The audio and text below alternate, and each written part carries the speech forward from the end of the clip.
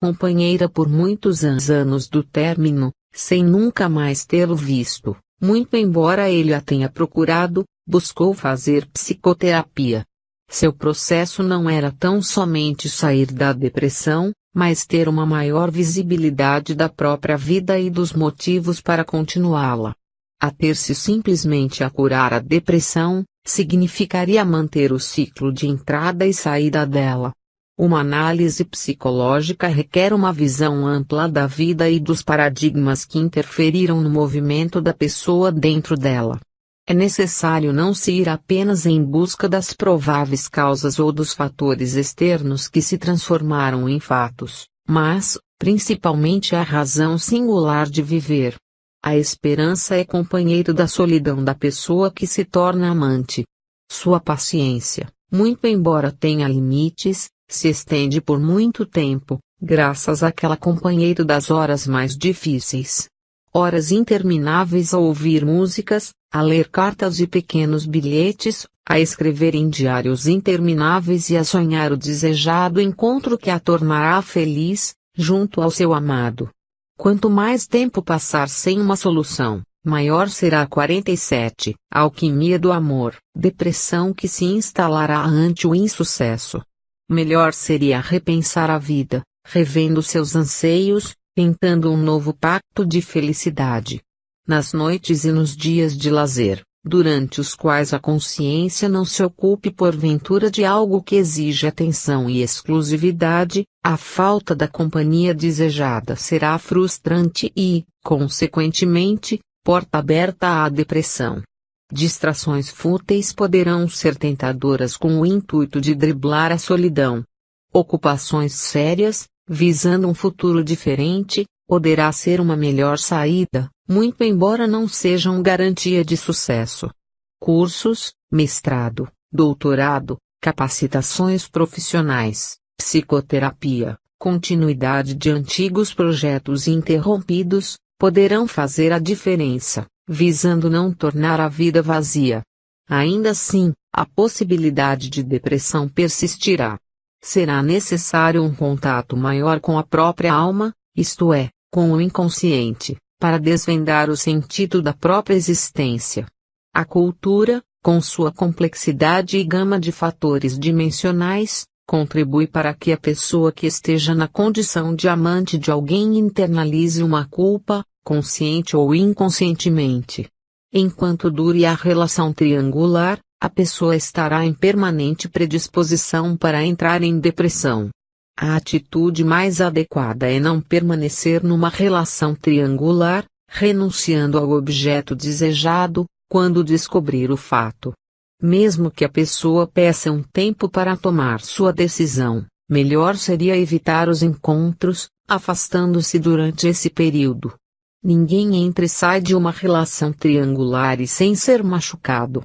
A situação não convencional, seja como amante ou no lugar de possível traído, ou traída, promove a sensação de inferioridade, portanto, fragiliza a pessoa predispondo à depressão. Mesmo que não haja uma relação triangular, o simples fato de se viver com alguém amando outra pessoa, que se encontra impedida de corresponder, pode ser fator desencadeador de uma depressão. A consciência da infelicidade pessoal, sem perspectiva de mudança, angustia e deprime uma pessoa. 48. Adenauer Novaes, Direção da Vida Consciente. Verifiquei, após vários anos de trabalho, que a depressão é um estado de angústia e limitação mental, no qual a direção da vida consciente sofre restrições em vários ângulos. Há um decréscimo de autocontrole e uma suspensão temporária da confiança em si mesmo. Rompe-se o equilíbrio interno aparente. A vida parece ser dirigida por um pensamento ou ideia obsessiva, que recebe a contribuição do sentimento de inutilidade e desvalia pessoal. É nesse momento que ressurgem na memória as experiências mal-sucedidas e as frustrações acumuladas durante toda a vida.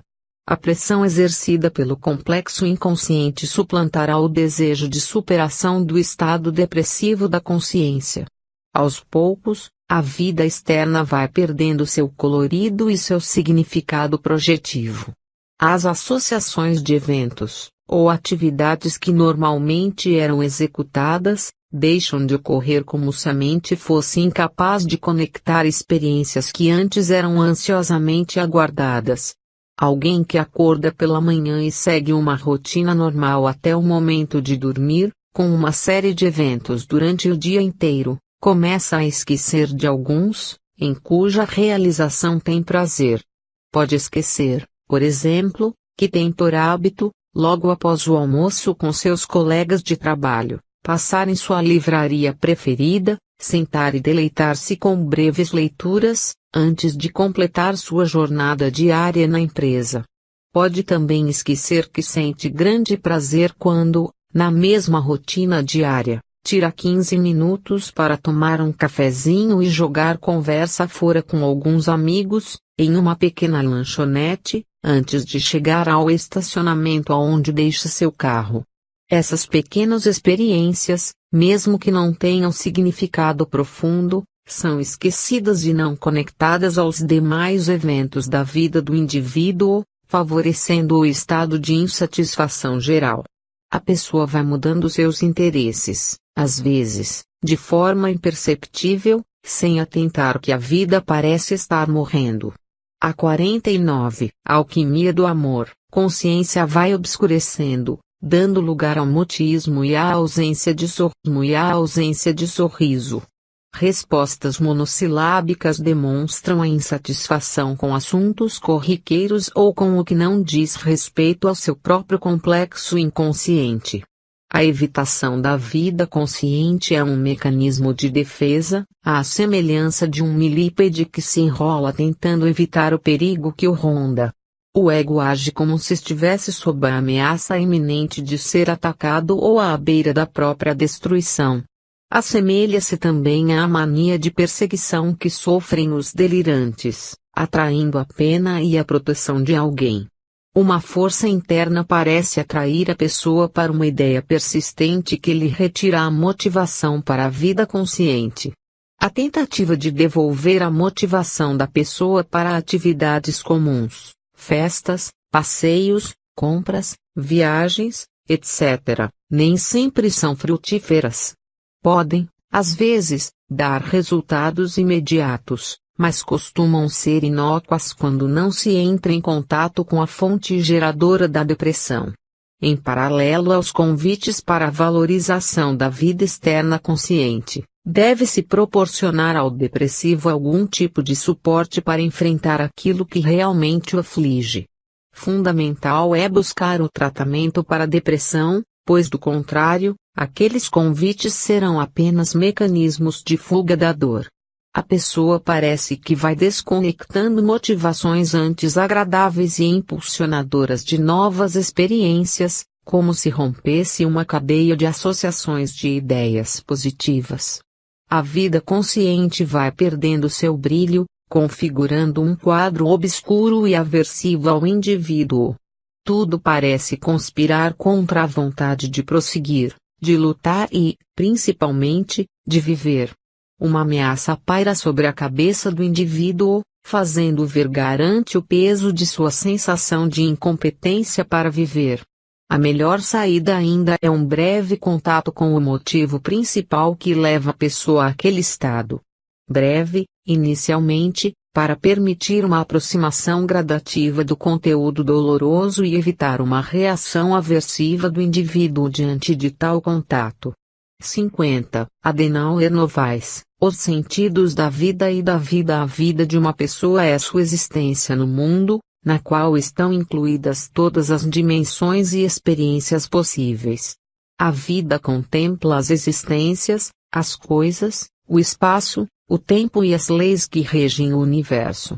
A primeira, com V minúsculo, é singular, a segunda, com V maiúsculo, é plural. A primeira se insere na segunda. O sentido da vida é uma espécie de bússola orientadora do destino humano, que constantemente deve ser observada, visando uma melhor orientação. A ausência de um sentido para a própria vida promove um vazio existencial que torna a pessoa suscetível à desorientação psíquica. Deve-se, inclusive, ter mais de um sentido para a vida, a fim de que não se frustre quando ele se torna difícil ou impossível de ser alcançado. A vida, definida como o existir, tem seu sentido de acordo com o que se pensa dela.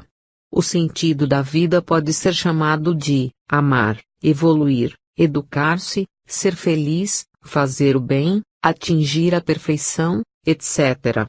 Os nomes podem ser muitos, porém é fundamental a consciência de que esses são expressões de um sentido coletivo, óbvio e necessário. Devem estar na consciência, ser seguidos e tornarem-se determinantes do destino pessoal. Não são, porém, práticos. Cada ser humano deve ter seu próprio sentido de vida, em paralelo ao coletivo, e conectado a ele. Esse sentido pessoal deve estar relacionado à vida prática e cotidiana. Encontrar o sentido da vida pessoal é considerar que ele deve ser traduzido em objetivos a curto, médio e longo prazo. O sentido de viver, que chamo de existência, deve estar sempre presente na consciência. Quanto mais presente na consciência, mais intensamente suas consequências positivas interferem no inconsciente. O sentido de viver é um conjunto de motivos para a vida. Esse sentido não deve ser confundido com o da vida, pois este último é muito complexo à consciência. O sentido da vida é aquele que se dá à própria existência da pessoa. 51. A alquimia do amor é algo particular e não deverá estar atrelado exclusivamente a uma consciência espiritual ou confissão religiosa. Não se refere a um futuro remoto, no qual os objetivos maiores se realizarão. É algo mais próximo, mais imediato, que motiva e impulsiona para a existência. Não se trata de imediatismo, mas de um pragmatismo consciente, visando alcançar aqueles objetivos maiores da vida. Pode-se pensar em sentidos imediatos para a vida, não apenas um. Objetivos materiais, profissionais, afetivos, religiosos, físicos, dentre outros, devem fazer parte do leque de opções para os sentidos buscados por cada pessoa. O sentido da vida é diferente do sentido da própria vida. Costumo dizer que o sentido da vida é simplesmente viver. É, portanto, um sentido coletivo, igual para todos. Geralmente a pessoa afirma que o sentido é ser feliz, é amar ou é evoluir. Tais respostas não contribuem para uma maior compreensão da própria vida que se leva. Por outro lado, o sentido da vida é algo pessoal, singular, próprio de cada pessoa. É importante ampliar os objetivos que se tem na vida. O sentido que se tem da vida e da própria existência deve estar sempre na consciência, para que ela não deixe de projetar luz sobre eles. Na depressão, o sentido da vida fica obscurecido, aparecendo, de forma leve, o sentido da vida, que também parece estar se perdendo. A consciência entra no coletivo, quase esquecendo de sua própria individualidade. A perda ou o trauma obscurecem a consciência a ponto de motivações objetivas sucumbirem em seu valor. A depressão ocorre de forma sutil, sem que seu portador perceba quando começa e qual o sintoma preponderante. Sua sutileza se deve ao descuido em relação aos conteúdos inconscientes, os quais assumem parcialmente a consciência. A própria pessoa é, às vezes, alertada por terceiros quanto ao seu estado depressivo. Esse alheamento de seu próprio estado é característico da doença, que não surge como uma dor pontual e cujos sintomas aparecem em tempos diferentes, de maneiras distintas a depender de cada pessoa. 52. Adenauer Novaes. O casamento entre o sentido da vida e o da existência deve acontecer, sobretudo, na idade adulta, quando já se teve as experiências naturais da vida comum. A consciência deve estar atenta aos objetivos imediatos da vida para que eles concorram para o sentido da vida. A realização pessoal decorre da consecução positiva daquele casamento. Depressão é também a ausência, na consciência, de um sentido para a vida. A frustração de não ter alcançado alguns objetivos pode retirar aquele sentido anteriormente presente. Colocar de volta o mesmo, ou acrescentar outro, é desejável e deve ser feito de forma gradativa e pragmática. Alienar-se da própria noção do destino pessoal é perigoso. Por isso, toda a inserção de motivos para viver deve ser feita de forma consciente, atentando-se para suas reais possibilidades de serem alcançadas, a fim de não se alimentar novas fantasias infantis. A vida consciente precisa ter pelo menos um sentido, mesmo que seja querer algo material ou hedonista, para que dele o indivíduo encontre o significado maior de sua existência. Melhor seria que seus objetivos de vida fossem mais espirituais que materiais. O sentido que atribui à sua vida fortalece a consciência da própria existência, evitando a sucumbência ao inconsciente, sem o domínio do ego. Quando o sentido da vida perde sua força e seu poder atrativo ao ego, as possibilidades de depressão são maiores. É necessário recompor o controle interno, a segurança em si mesmo, buscando uma reconfiguração da própria vida. Depressão e influência espiritual. Acompanhei um caso interessante de depressão com um componente espiritual presente. Um rapaz de 22 anos, universitário, revelou à sua mãe seu descontentamento com seu curso e sua vontade de deixá-lo. Mesmo com os conselhos 53, Alquimia do Amor, contrários da mãe, ele abandonou a faculdade. Passou a ficar muito tempo em casa, em seu quarto, e a falar de forma monossilábica. Emagreceu, pois comia muito pouco, e passou a se demorar por muito tempo em frente à televisão. Ele morava só com a mãe. Seu pai havia falecido quando ele tinha 12 anos e isso não abalou sua vida, pois sempre demonstrou disposição para viver e estudar. Sempre foi bom aluno e não apresentou, desde a morte do pai, nenhum sintoma de qualquer transtorno. Porém, de repente, já adulto, passou a ter um comportamento não habitual e de isolamento progressivo. Conduzido a um médico, a muito custo, pela mãe, foi diagnosticada a depressão.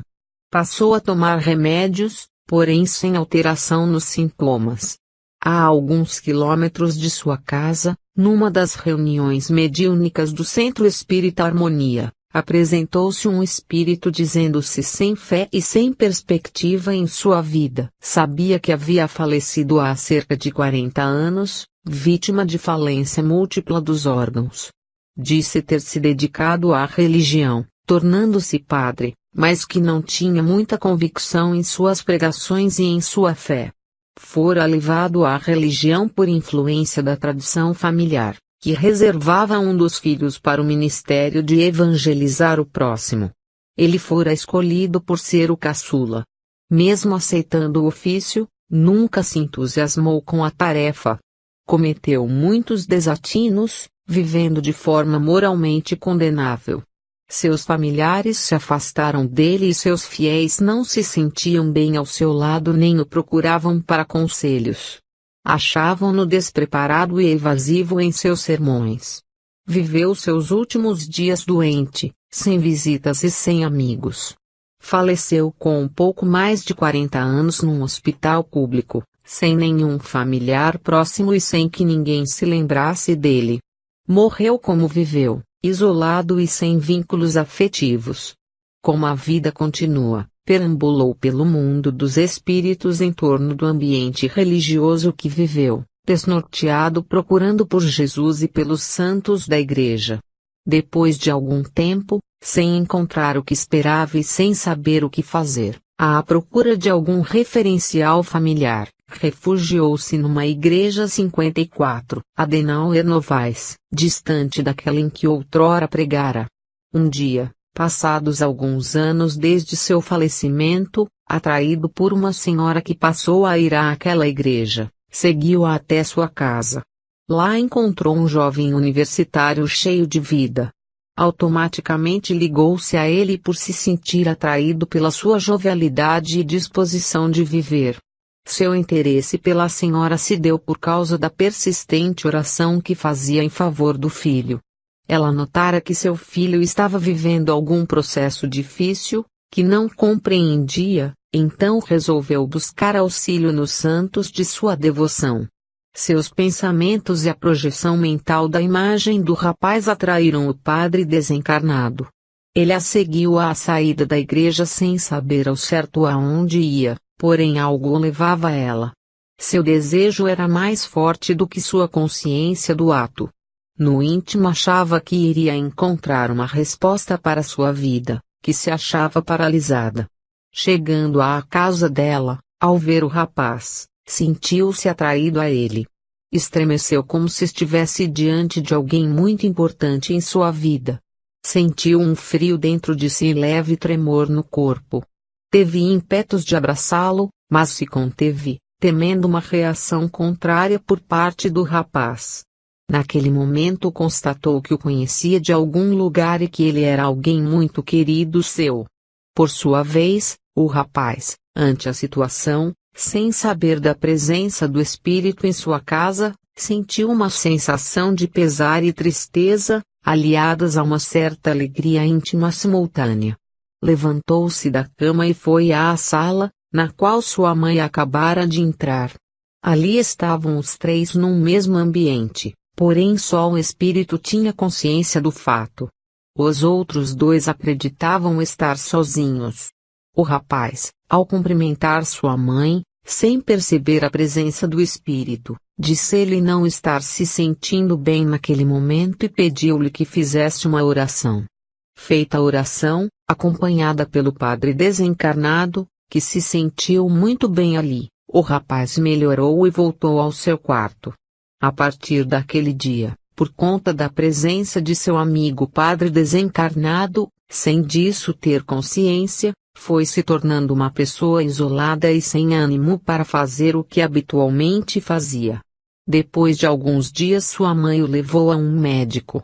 55. Alquimia do amor. Um dia, a vizinha, após a mãe lhe ter contado que seu filho não passara bem no dia anterior, convidou a levá-lo a um centro espírita, pois acreditava que a ocorrência poderia estar associada a alguma influência espiritual. Provavelmente a vizinha agira sob inspiração de espíritos, inclusive quando conseguiu levá-los ao centro espírita dias depois. Após insistentes convites da mãe, o rapaz se decidiu a ir, mesmo contrariado. Lá chegando, acompanhado pelo espírito, que mesmo tendo consciência do lugar para onde estava indo, não se incomodou, o rapaz assistiu a uma palestra e tomou passes. Disse à mãe que se sentiu bem e que retornaria lá na semana seguinte. Por sua vez, durante o passe, o padre se sentiu desligado dele e permaneceu na instituição, interessado no que lá ocorria. Viu que ali se falava de religião de forma diferente da que se acostumara a pregar, sem dogmatismo nem subserviência. A palestra da noite discorreu sobre o Cristo homem, que realizou sua vida de acordo com seus firmes propósitos de educar as pessoas a também realizarem seu próprio destino. O Cristo era mostrado como uma pessoa e não como um Deus. Como alguém que era capaz de aceitar o outro com suas deficiências, sem lhes exigir santidade. Isso lhe foi muito útil e recebido como um alento, pois se sentia culpado pelo seu passado. Era como se o próprio Cristo o absolvesse, sendo mostrado simplesmente um ser humano como ele. Permaneceu ali naquela instituição por alguns dias, até ser admitido numa de suas reuniões mediúnicas para o diálogo com aqueles que fazem parte do mundo do qual ele ainda não havia se desligado completamente. Na reunião mediúnica, questionado sobre os motivos pelos quais se ligara àquele rapaz, disse não saber, bem como não se lembrar de nada que se referisse aos dois. Passou a acompanhá-lo como se o fizesse um grande amigo. Gostava do rapaz, sentindo-se bem ao seu lado, porém sem perceber que estaria prejudicando sua vida. Sua ligação psíquica com o rapaz desencadeou os sintomas da depressão. Não entendia que seu próprio estado mental contaminava o do outro. 56. Adenauer Novaes. Interessante como a influência espiritual, ou proximidade entre um espírito e outro que esteja em dimensão diferente, promove alterações psíquicas. Neste caso, pelo estado mental do padre falecido, a influência era negativa. Seria o que se chama de obsessão não intencional, por não haver desejo de domínio sobre o outro. Esse tipo de influência, que no caso específico contribuiu para a instalação da depressão, também é comum nos casos de síndrome de pânico. A proximidade psíquica entre espíritos desencarnado e encarnado pode provocar uma série de reações orgânicas concomitantemente a alterações no estado de consciência e em sua invasão pelo inconsciente. O estudo dos processos psicogênicos certamente conduzirá a uma percepção das influências espirituais, além de uma melhor compreensão a respeito do inconsciente. Passados alguns dias, após o desligamento voluntário do padre da companhia do rapaz, este veio a melhorar e a voltar à sua habitual jovialidade e ao interesse pelos estudos. Muitos casos de depressão possuem um componente espiritual de difícil percepção. Às vezes se trata de parentes desencarnados que se ligam, por laços afetivos, ao encarnado, mas que lhe contaminam com seus pensamentos derrotistas.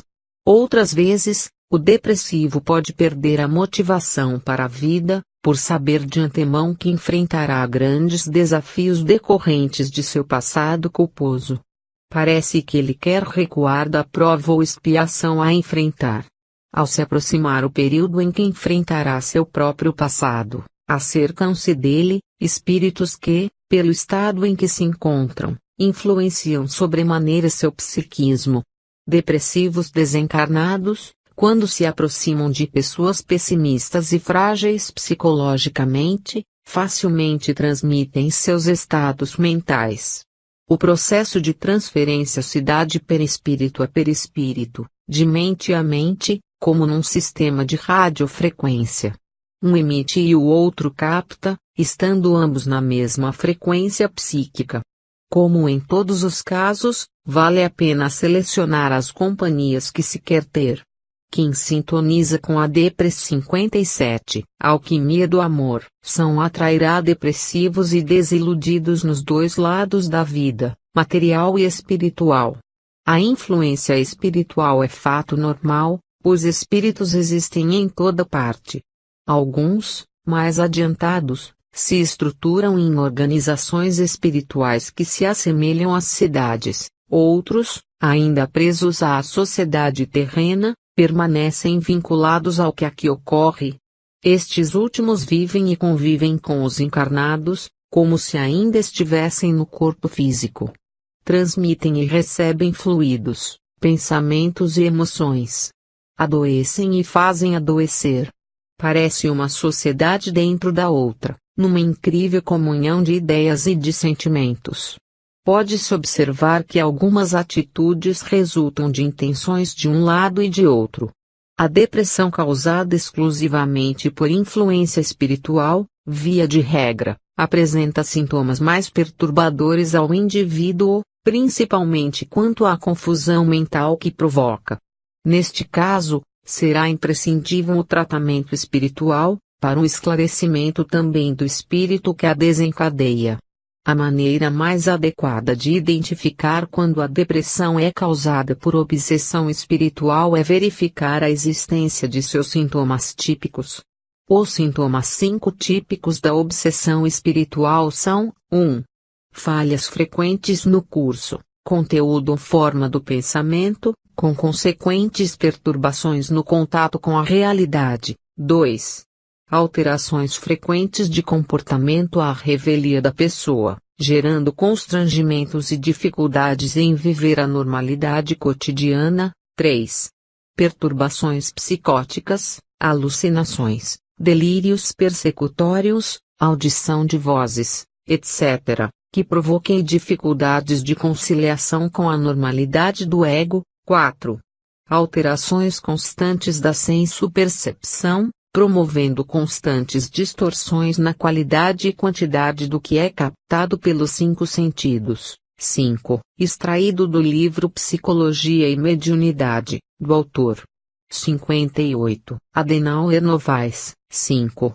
Sintomas característicos da síndrome de pânico: taquicardia, sensação de asfixia, medo sem causa aparente, suor frio nas extremidades, medo de sair sozinho, etc., provocando alterações na vida diária. 6. Sensações típicas da mediunidade não educada, perturbando a vida e as relações da pessoa. 7. Alterações constantes na quantidade e qualidade do sono, provocando insônias ou dormir em quantidade além do habitual. 8. Recorrências em distúrbios descritos pela psiquiatria como transtornos mentais, exceto aqueles cujas causas se devem a problemas neurológicos e aos congênitos. Depressão e religião. Recorrer à religião é um hábito milenar da humanidade, sobretudo para tratar de processos aparentemente insolúveis à consciência.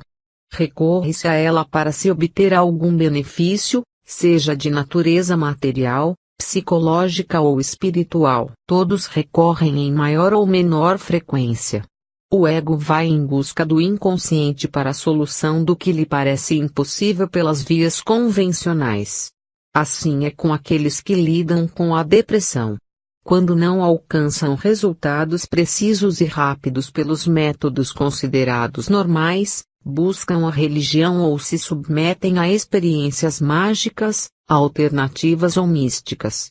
Tais métodos variam desde a recorrência à simples oração comum, ao uso de substâncias com poderes curativos duvidosos e nocivas à saúde.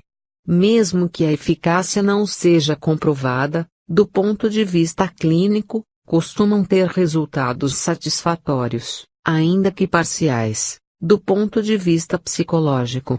A depressão é um transtorno psíquico que se caracteriza também pelo direcionamento da energia psíquica para conteúdos semiconscientes. Uma âncora que se lança ao ego será colocada como ponto de apoio para que o fluxo de energia não se afaste. 59. Alquimia do amor, dele. A religião se assemelha àquela âncora. A psique se apoia numa ideia salvacionista, não entrando diretamente em contato com o núcleo central de seu sofrimento. Haverá, de certa forma, uma substituição de interesses. O ego se voltará para algo que se encontrava esquecido e que pode se tornar uma salvação para a angústia gerada pelo motivo de seu sofrimento. Há uma espécie de troca de interesses. Havia um vazio na relação com o sagrado, esquecido ou não acessado adequadamente e devido à depressão ou a um conflito de difícil solução, recorre-se à conexão quase perdida com a divindade. Tal recorrência poderá trazer novo alento ao indivíduo, porém dificilmente trará sua cura definitiva. Só quando a depressão tiver causas ligadas a uma forte decepção religiosa, a religião poderá trazer a cura definitiva. Recorrer à religião não é um mal, nem tampouco uma alienação, ao contrário, poderá ser o começo da cura. A mãe do rapaz recorreu à religião sob influência da amiga, muito embora já a tivesse buscado com suas orações aos santos. Ele, o depressivo, não recorreu à religião, mas dela se beneficiou, pois passou a entender melhor a respeito da vida e do destino humano.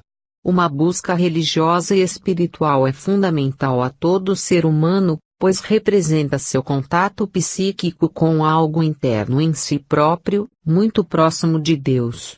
A busca do encontro com Deus fora do ser humano é uma atitude que o aproxima do sentimento íntimo da divindade em si mesmo. Essa busca, quando sincera e verdadeira, é um poderoso antídoto contra a depressão, pois os conflitos não são adiados nem evitados, mas vividos como lições da vida. 60. Adenauer Novaes, Depressão e influências socioculturais. Sociedade exerce influência no indivíduo tanto quanto este sobre ela, por ser ele o responsável pela sua existência. A cultura, produto da história e do desenvolvimento humano, também dá sua contribuição para a formação psíquica de cada pessoa. Todos têm, por conta do processo de formação da sociedade e da cultura, uma psique individual e coletiva simultaneamente.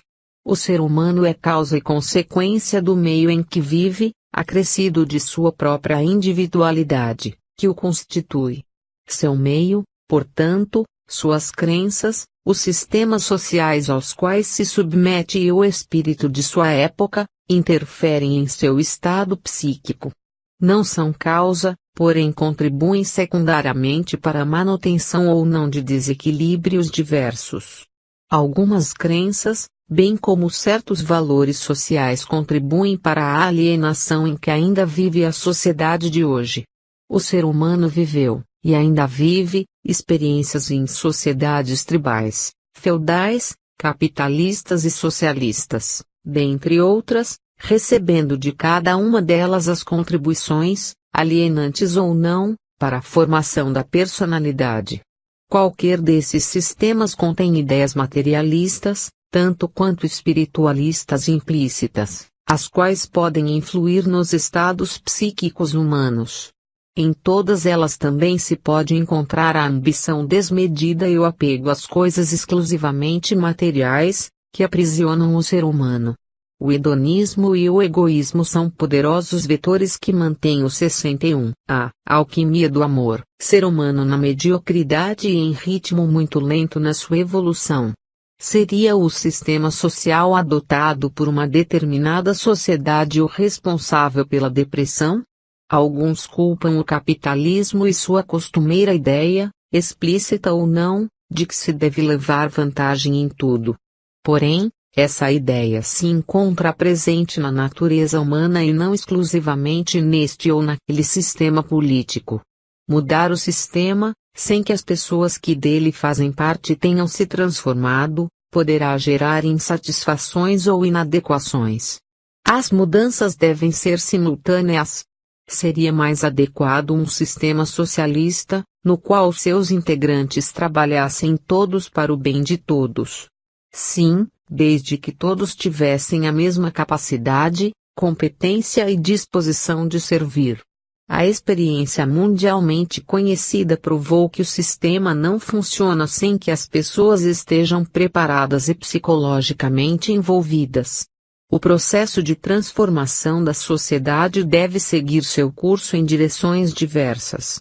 A transformação deve ocorrer no íntimo de cada pessoa, nas instituições sociais, no sistema utilizado para educar crianças, bem como na forma de participação do indivíduo nos destinos coletivos. No conjunto dessas transformações é que o indivíduo e a sociedade podem evitar uma série de doenças, inclusive a depressão.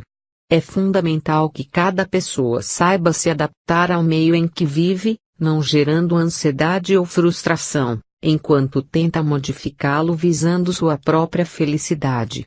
Depressão é descontentamento com a vida, não exclusivamente com o meio, pois a individualidade deve se impor a ele. 62. Adenauer Novaes, entrando em depressão, o contrário do que se pode imaginar, a tendência à depressão é inata no ser humano. Seu contato com o inconsciente é permanente, sendo mediado pelo ego, que serve como impulsionadora à vida consciente. Entrar em depressão é uma questão de se ter ou não medo de enfrentar a vida com seus desafios. Na base de cada afecção psíquica se encontra um complexo inconsciente. Assim se dá com a depressão. Alguma experiência não bem digerida, isto é, mal internalizada, se encontra incomodando a consciência ou inconsciente, tornando-se um complexo pelas associações emocionais automáticas. Todo ser humano tem complexos e, a cada instante, pode estar formando outros ou reforçando aqueles mais inconscientes. Entrar em depressão é algo que pode ocorrer com qualquer pessoa em qualquer fase da vida. São muitas as formas de se entrar na depressão. Há indícios que denunciam tal possibilidade e que devem servir de alerta às pessoas mais propensas. Tristeza contumaz, necessidade constante de estar fazendo alguma coisa fora de casa, angústia persistente, irritabilidade sem nexo e sem causa aparente, evasivas em lidar com conflitos comuns, acomodação e racionalização diante de um problema grave, falta de interesse momentânea por alguma coisa antes prazerosa, bem como excesso de sono. Podem ser 63. A alquimia do amor. Denunciadores de depressão à vista. Existem reforçadores ou fatores que predispõem as pessoas à depressão. O principal deles é a ausência de sentido para a própria vida. A entrada na depressão é como um passeio que se faz numa calçada sem tempo de retorno. Anda-se sem perceber que se caminhou muito. Entra-se sem a percepção de que se está há muito tempo no caminho. Quando se deseja voltar, o percurso de retorno é longo. Uma das experiências que favorece a entrada em depressão é a vida solitária. A vida solitária é muito longa. As horas parecem durar mais e o tamanho do dia oscila em função da motivação em suas experiências. As noites são bem mais cruéis e parecem ser intermináveis. Deseja-se alguém para conversar, para discutir ou mesmo para brigar, mas o outro é a própria consciência, que não mais censura ou se contrapõe. O solitário não tem interlocutor, pois discute consigo mesmo, fantasiando um outro inexistente, virtual e cada vez mais condescendente. Sem alguém para censurá-lo, cai no lugar comum e na mesmice que sempre esteve presente em sua consciência. Resta-lhe contracenar com personagens de programas televisivos que lhe servem, de acordo com sua própria conveniência, como alter ego frágeis. As experiências da vida solitária têm menor intensidade emocional do que aquelas compartilhadas com alguém. O solitário procura preencher sua vida através do contato com seus conteúdos internos, pertencentes ao mundo íntimo, resultantes de suas experiências emocionais marcantes, e estas vão ancorar sua vida diária. Ele procura colorir esse contato com a motivação de que precisa para fazer face à tendência natural de todo ser humano ao compartilhamento com alguém. A saída para o solitário, a fim de não se conectar a conteúdos íntimos que podem levá-lo à depressão, é desenvolver um profundo sentimento de amor ao que faz em sociedade, valorizando sobremaneira sua ocupação cotidiana, assim como ampliando seus contatos afetivos. O solitário tem a tendência de 64, Adenauer Novaes, sobrecarregar sua afetividade em determinada pessoa, exigindo-lhe mais do que pode oferecer e, muitas vezes, afastando-se dessa mesma pessoa, ampliando sua própria depressão. Portanto, a vida do solitário deve ter um sentido profundo, porém não exclusivo, isto é, não voltado para si mesmo sem a inclusão de outrem. Incluir é uma arte, pois exige criatividade, renúncia e entrega. O solitário deve sair de seu casulo, ou não entrar nele sem garantias de compartilhamento afetivo. Quando digo afetivo, estou incluindo aqueles de natureza não erótica. Quando a vida solitária é imposta ao indivíduo, por qualquer mudança em sua vida que não dependeu de sua vontade, as possibilidades de depressão são maiores e as chances de cura são mais remotas.